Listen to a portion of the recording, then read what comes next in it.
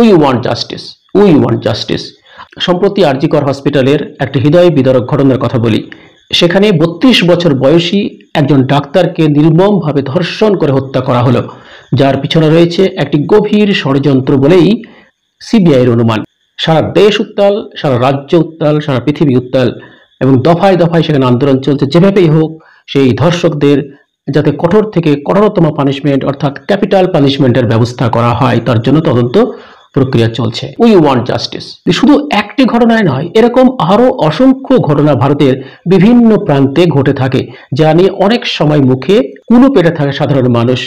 কোথাও কোথাও প্রতিবাদ করে, কোথাও প্রতিবাদ করে না। সেই প্রতিবাদ যদি প্রথম থেকেই সঠিকভাবে হতো, তাহলে মনে হয় আজকের এই দিনটিকে দেখতে হতো না, আজকের এই ধর্ষণের ফলে মৃত্যুর ঘটনা এটা আজকে আর দেখতে হতো না। সেই কিছু ঘটনা অর্থাৎ এই ঘটনা ছাড়াও আমরা আরো 7টি অত্যন্ত মর্মান্তিক ঘটনার কথা আজকে আলোচনা করব। চলুন দেখে নেওয়া যাক পরপর কি ঘটনা রয়েছে। তার আগে চ্যানেলটি সাবস্ক্রাইব করুন এবং ভিডিওগুলি ভালো লাগলে শেয়ার করতে ভুলবেন না। প্রথম ঘটনার কথা বলি। 16 ডিসেম্বর 2012 সাল। এটি একটি দিল্লির ঘটনা। সেখানে নির্ভয়া নামের একজনকে একটি খালি বাসের মধ্যে 4 জন মিলে ধর্ষণ করে এবং সেই ধর্ষণ তাকে অকথ্য নির্যাতন করা হয়। তার ফলে সেই নির্যাতিতার মৃত্যু ঘটে। তবে তিনিও ছিলেন একজন নার্স, একজন ফিজিওথেরাপি ইন্টার্ন। তাকে নির্মমভাবে হত্যা করা হয়, বিভিন্ন অত্যাচারের মাধ্যমে তাকে হত্যা করা হয়, যা বর্ণনার সম্পূর্ণ অতীত। সেক্ষেত্রে সঠিক বিচার পাওয়া গেলেও পরবর্তীকালে যে ঘটনাগুলি ঘটেছে তার বিচার সঠিকভাবে পাওয়া যায়নি। দ্বিতীয় ঘটনা হলো উত্তরপ্রদেশের উন্নাওয়ে। সেখানে 4 জুন 2017 সালের ঘটনা। সেখানে একজনকে গ্যাং রেপ করে তাকে নির্মমভাবে হত্যা করা হয়। সেই ঘটনার একটু বিবরণ তুলে ধরছি। সেই উত্তরপ্রদেশের উন্নাওয়ের ঘটনার একটু ছোট্ট চিত্র এই যে সেখানে যিনি নির্যাতিতা তার বাবাকে ফলস কেসে আটক করা হয় এবং কাস্টডিতে নেওয়া হয়। সেখানেই তাকে নির্মমভাবে অত্যাচার করে তার মৃত্যু ঘটনা হয়, অর্থাৎ কাস্টডির মধ্যেই নির্যাতিতার বাবাকে হত্যা করা হয়। তিনি এতটাই পাওয়ারফুল ছিলেন, তিনি একজন বিশেষ পার্টির এমএলএ ছিলেন। এইরকম শিক্ষিত মানুষদের দ্বারা এইরকম কাণ্ড আশা করা কি যায়? সেক্ষেত্রে আরেকটি ঘটনা ঘটল যে তিনি বিচার পাওয়ার আশায় অত্যন্ত ব্যস্ত, তাদের উপর লাগাতার হুমকি যে এই কেসকে উঠিয়ে নেওয়ার জন্য। সেক্ষেত্রে তার বাড়ির 2 জন মেম্বারকেও একটি ট্রাক অ্যাক্সিডেন্টে মৃত্যুবরণ করতে হয়। এগুলো সবই ছিল একটি প্ল্যান, যাতে পরিবারকে সম্পূর্ণভাবে শেষ করে দেওয়ার প্ল্যান।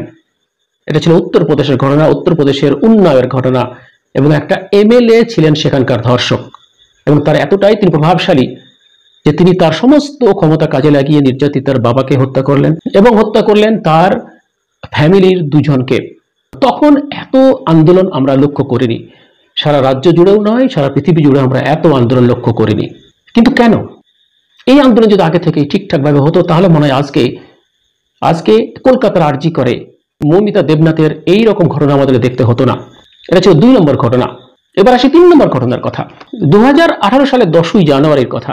সেখানে 8 বছরের একটি মেয়ে আসিফা, সেই আসিফাকে একটি মন্দিরে ডেকে নিয়ে এসে সেখানে সপ্তাহ ধরে তাকে বারবার ধর্ষণ করা হয় একজন শিশুকে নিয়ে, এবং সেটা একটা মন্দিরের মধ্যে। সেখানে মন্দিরের পুরোহিত সহ পুলিশ কমিশনার সহ সেখানে মোট 7 জন যুক্ত ছিলেন। সেই 7 জনের মধ্যে একজন ছিল অপ্রাপ্তবয়স্ক।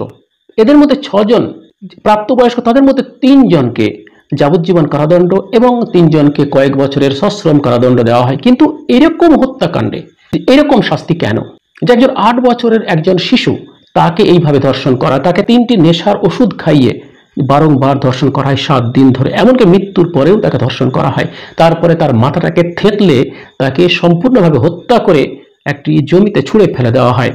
এবং আশ্চর্য ঘটনা হলো যে সেই ধর্ষকদের হয়ে, ধর্ষকদের সমর্থনে প্রতিবাদ মিছিল করা হয় একটা রাজনৈতিক দলের লোকজন। এটা অত্যন্ত জঘন্য, অত্যন্ত নিন্দনীয়। তখনও এই একজন ছোট শিশুর যে ধর্ষণের ঘটনায় সারা দেশ কিন্তু তোলপাড় হয়নি, কোনো রাজ্যও সেভাবে তোলপাড় হয়নি যা আজকে ঘটছে আরজি করে ঘটনায়।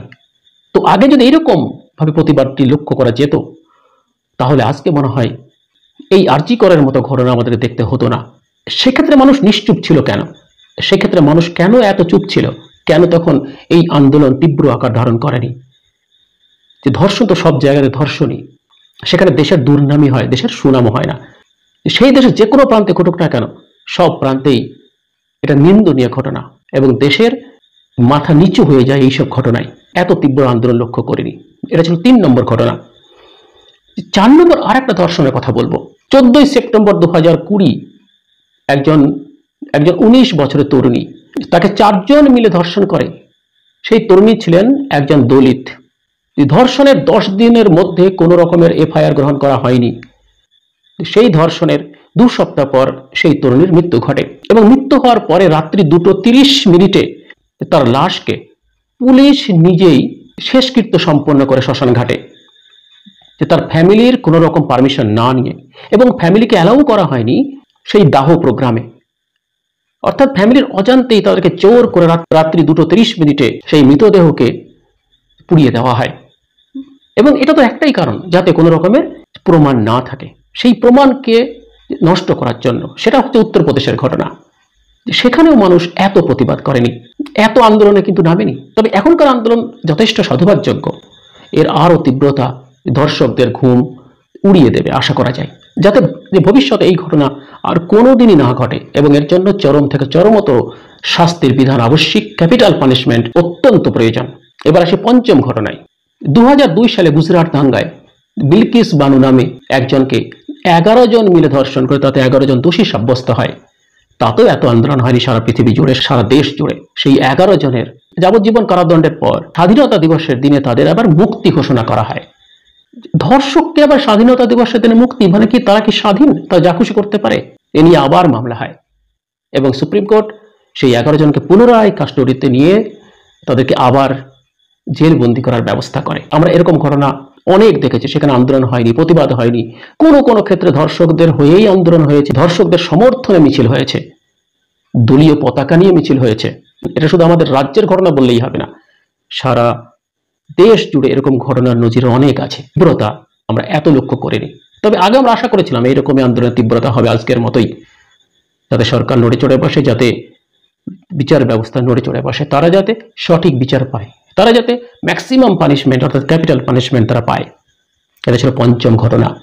সম্প্রতি 6ষ্ঠ ঘটনা হচ্ছে উত্তরাখণ্ডে একজন নার্সকে হসপিটালের মধ্যে ধর্ষণ করে হত্যা করা হয় এবং তার পচা গলা দেহ বেশ কিছুদিন পর উদ্ধার করা হয়। এটাও ছিল অত্যন্ত মারাত্মক একটি ঘটনা, যেটা উত্তরাখণ্ডে ঘটেছে। অর্থাৎ উত্তরপ্রদেশ হোক, উত্তরাখণ্ড হোক, গুজরাট হোক, সে জম্মু কাশ্মীর হোক বা পশ্চিমবঙ্গ হোক, সব ঘটনাই নিন্দনীয়। সব ঘটনার জন্য কঠোরতম শাস্তি হওয়া অত্যন্ত আবশ্যক। তাদের সমর্থনে নয়, তাদের বিরুদ্ধে গিয়ে কাজ করতে হবে, ধর্ষকদের বিরুদ্ধে গিয়ে কাজ করতে হবে, তাদের ক্যাপিটাল পানিশমেন্টের ব্যবস্থা করতে হবে। আর সর্বশেষ পশ্চিমবঙ্গের ঘটনা, যে ঘটনায় 32 বছর বয়সী একজন ডাক্তারকে মর্মান্তিক মৃত্যুবরণ করতে হলো। শোনা যাচ্ছে ডাক্তাররাই সাহায্য করেছে এই ধর্ষণ করতে। তার এখন তদন্ত চলছে, সিবিআই তদন্ত চলছে। দেশ জুড়ে, রাজ্য জুড়ে তীব্র আন্দোলন, তীব্র ধিক্কার মিছিল। We want justice, we want justice. আমরা এর একটা ন্যায় বিচার চাই। এই বলে এই আন্দোলন আরও তীব্রতর হচ্ছে। আশা করি এই আন্দোলনের ফলে সেই ধর্ষকদের কঠোর শাস্তি হবে এবং চরম শাস্তির মুখে তারা পড়বে, ক্যাপিটাল পানিশমেন্ট হবে, যাতে সারা দেশ মনে রাখে, ধর্ষকরা মনে রাখে, এই ঘটনার পুনরাবৃত্তি তারা যাতে আর না করে।